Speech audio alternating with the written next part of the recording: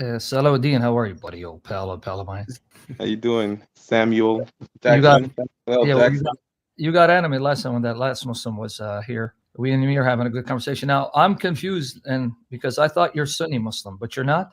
Here we go. So here we go. What do you mean? Here we go. Either you're Sunni or not. You have Shia, you have Sunni, you have Quran only. It's helpful because if I quote Shia hadith and you're Sunni, you're not going to accept it. That's why I'm asking for clarification. So if you accept Shia hadith, I don't accept Shia mentality, so to speak.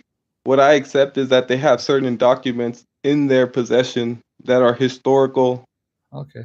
and priceless.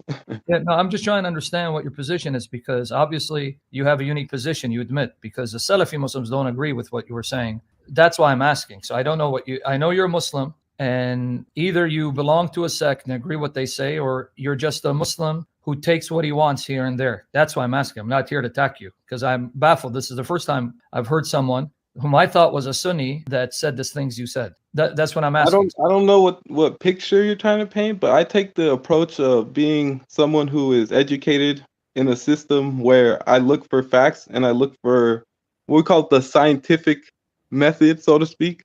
So I don't just sit around and expect people to feed me what I'm supposed to know. I actually go out into the world, into my intellect, and figure it out for myself. I don't sit around thinking like, this guy is right because he says so. I don't care about what somebody says. I want to look at the facts. I want to look at what actually happened.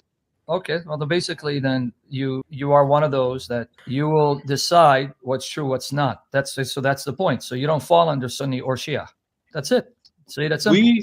We know that the Quran is the word of Allah and it has no flaws in it whatsoever. Who's so I we? believe that we, the Muslims. So we know that the Quran is the preserved words of Allah, and we know that the Hadith and the Sunnah. What source? So Hadith and Sunnah? Well, the Hadith say no. The Quran was so corrupted that Uthman had to burn the Arabic Qurans of Muhammad's companions and standardize one. So what's Hadith? What are you talking about? Like I said, there's a lot of history from what happened between the time of the death of the Prophet ﷺ to the end of the fourth caliphate. But in that time, the documentation is there. The proof is in the pudding. History recorded what happened, and we know that we can go back and look and see it. We know that he wrote these manuscripts.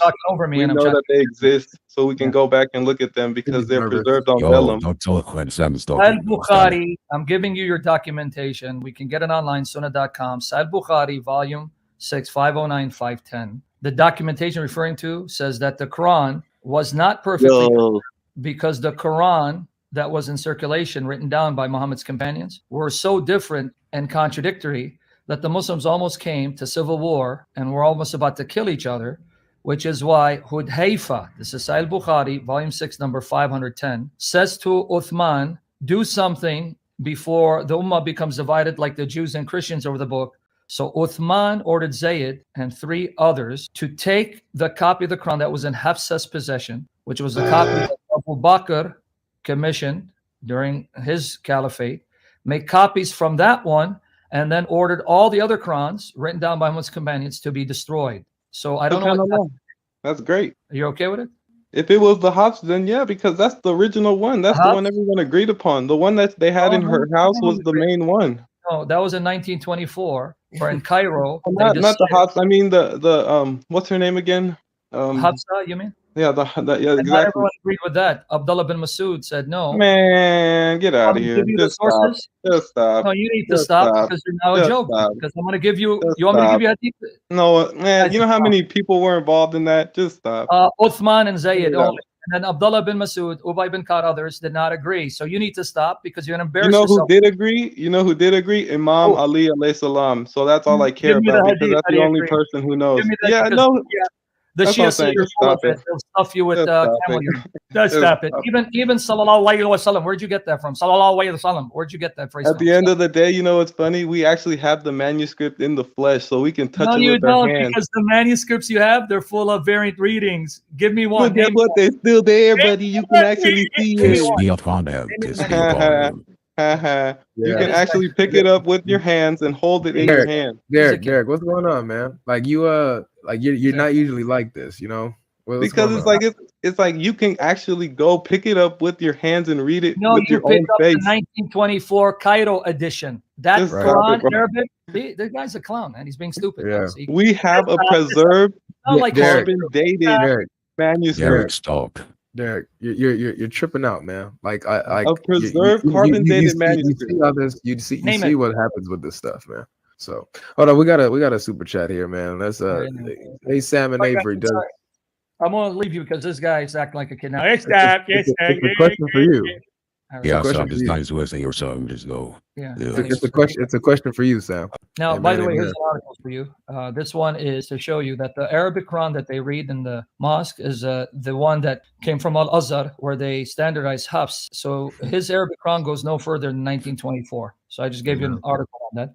But this question, it's talking about the mystical letters in chapter 19, verse 1, where if you calculate it, it comes up with a message that Jesus Christ is God. Well, that's very complex. I know Christian Prince has mentioned it and others, but that, again, I don't know how convincing that's going to be for anyone because it's letters, the beginning letters. And in the chapter 19, they go, those letters have a numerical value that ends up providing a coded message to the deity of Christ. Now, I would not use that as a polemic or an apologetic because how many people are going to believe that? Right. So it's best just to go with what is written to make your case. Just go with the text itself, what appears in the text to make your case. So if I were to chapter 19, I would actually use chapter 19 for a different way of arguing our position. For example, chapter 19:17, there it says God's spirit appears as a man and he speaks. We sent to her our spirit in the likeness of a perfect man.